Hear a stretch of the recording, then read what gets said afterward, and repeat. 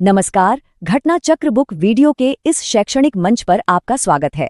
हमारा उद्देश्य है ज्ञान को सरल, स्पष्ट और सुलभ रूप में आप तक पहुंचाना। आइए आरंभ करते हैं अध्ययन और सफलता की इस यात्रा को। नमस्ते। हमारे ग्रह के साथ ना कुछ बदलाव हो रहे हैं। आज हम उन्हीं की गहराई से पड़ताल करने वाले हैं। ये सिर्फ कोई जानकारी नहीं, बल्कि समझिए सबूतों की एक खोज है। तो चलिए शुरू करते हैं। हाँ, ये तो सब जानते हैं कि पृथ्वी का जलवायु बदल रहा है, लेकिन हम ये इतनी यकीन से कैसे कह सकते हैं? यही सवाल आज हमारी इस पड़ताल के बिल्कुल केंद्र में है। अब देखिए, पृथ्वी का मौसम तो हजारों सालों से बदलता आया है ना? तो फिर आज जो हो रहा है वो इतना अलग क्यों है? इसका जवाब सबूतों में छिपा है और हम एक एक करके उन्हीं सबूतों को खंगालेंगे। तो भाई, किसी भी इन्वेस्टिगेशन का पहला कदम क्या होता है? वजहों को समझना। तो सबसे पहले चलिए उन फैक्टर्स या कह लें कि उन संदिग्धों की जांच करते हैं जिन्हें इस बदलाव के लिए जिम्मेदार माना जा सकता है। मोटे तौर पर देखें तो वैज्ञानिक इन बदलावों को दो मेन कैटेगरीज में बांटते हैं।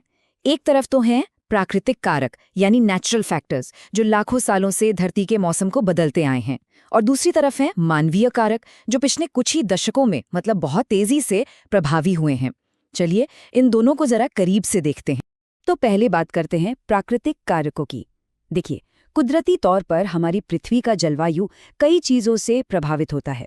जैसे कभी वायुमंडल में गैसों का कॉम्पोजिशन बदल गया, या फिर महाद्वीपों का धीरे धीरे अपनी जगह से खिसकना, बड़े बड़े ज्वालामुखी विस्फोट, और हाँ, सूरज से आने वाली गर्मी में होने वाला उतार चढ़ाव। पर यहाँ एक बात गौर करने वाली है, ये सारी प्रक्रियाएं बहुत धीमी होती है। इनका असर दिखने में हजारों यहाँ तक के लाखों साल लग जाते हैं। और अब आते हैं दूसरे संदिग्ध पर, यानी मानवीय कारक। यहाँ कहानी बिल्कुल अलग है। खासकर औद्योगिक क्रांति के बाद से कार्बन डाइऑक्साइड जैसी ग्रीनहाउस गैसों का उत्सर्जन बहुत ज्यादा बढ़ गया है। साथ में जंगलों की कटाई, तेजी से होता औद्योगिकरण और कुदरती संसाधनों का बेतहाशा इस्तेमाल, ये सब मिलकर उन बदलावों को वो रफ्तार दे रहे हैं जो हम आज अपनी आंखों से देख रहे हैं और महसूस कर रहे हैं। तो ठीक है, हमने वजहों को तो देख लिया, मतलब संदिग्धों की लिस्ट तो बना ली, लेकिन अब बारी है पड़ताल के अगले और सबसे जरूरी हिस्से की। अब हम सीधे सीधे उन ठोस सबूतों को देखेंगे जो इस बदलाव की कहानी सुनाते हैं। अब देखिए, वैज्ञानिक किसी एक चीज को देखकर ही कोई नतीजा नहीं निकाल लेते। वो कई अलग अलग इंडिकेटर्स यानी संकेतकों पर नजर रखते हैं। बिल्कुल वैसे ही जैसे कोई जासूस छोटे छोटे सुरागों को जोड़कर एक बड़ी तस्वीर बनाता है। और इन सुरागों में सबसे अहम है धरती और समुद्र का बढ़ता तापमान, हवा में CO2 का लेवल, समुद्र का जल स्तर और हाँ, ग्लेशियरों की हालत। तो इतने सारे सुरागों में से चलिए उस एक से शुरू करते हैं जो सबसे सीधा और सबसे साफ है, हमारी पृथ्वी का तापमान। इसे आप एक तरह का ग्लोबल थर्मामीटर समझ सकते हैं, जो हमें सीधे सीधे बता रहा है कि हमारी पृथ्वी को बुखार है। देखिए, आमतौर पर हमारे ग्रह का एक औसत तापमान होता है जो लगभग 15 डिग्री सेल्सियस है, और ये मुमकिन हो पाता है प्राकृतिक ग्रीनहाउस प्रभाव की वजह से।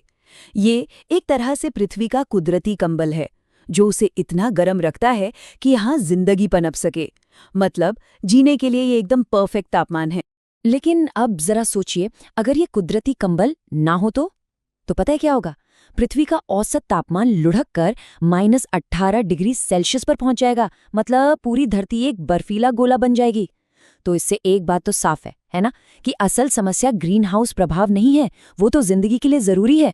असल समस्या है हमारे कामों की वजह से इस कंबल का जरूरत से ज्यादा मोटा हो जा। चलिए अब अपनी पड़ताल का रुख समंदर की तरफ मोड़ते हैं। आखिर हमारी पृथ्वी का 70% से ज्यादा हिस्सा तो महासागरी है ना? और ये महासागर ये हमें जलवायु के बारे में बहुत गहरे संदेश देते हैं। अब देखिए, महासागरों की सेहत को जांचने का एक बहुत ही दिलचस्प तरीका है उसकी लवणता, यानी उसके खारेपन को मापना। सीधे सीधे कहें तो इसका मतलब है कि 1000 ग्राम समुद्री पानी में कितने ग्राम नमक घुला हुआ है। और ये एक बहुत ही संवेदनशील संकेतक है। तो एक सामान्य स्तर क्या होता है? आमतौर पर खुले महासागरों की लवणता 33 से 37 प्रति हजार भाग के बीच रहती है।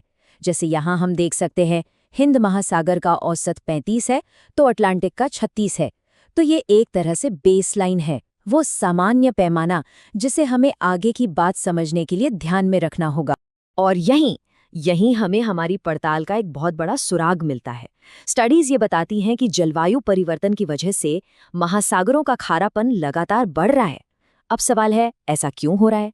देखिए, जब गर्मी बढ़ती है तो समंदर से पानी ज्यादा तेजी से भाप बनकर उड़ता है, लेकिन नमक तो पीछे ही छूट जाता है ना?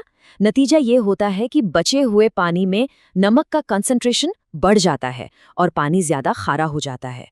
ये एक सीधा-सुधा संकेत है कि महासागरों का नाजुक संतुलन अब बिगड़ रहा है।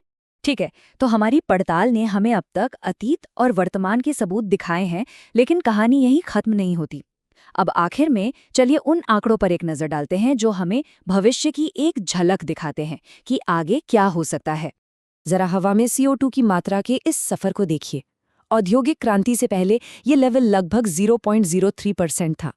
आज ये बढ़कर 0.04% से भी ज्यादा हो चुका है।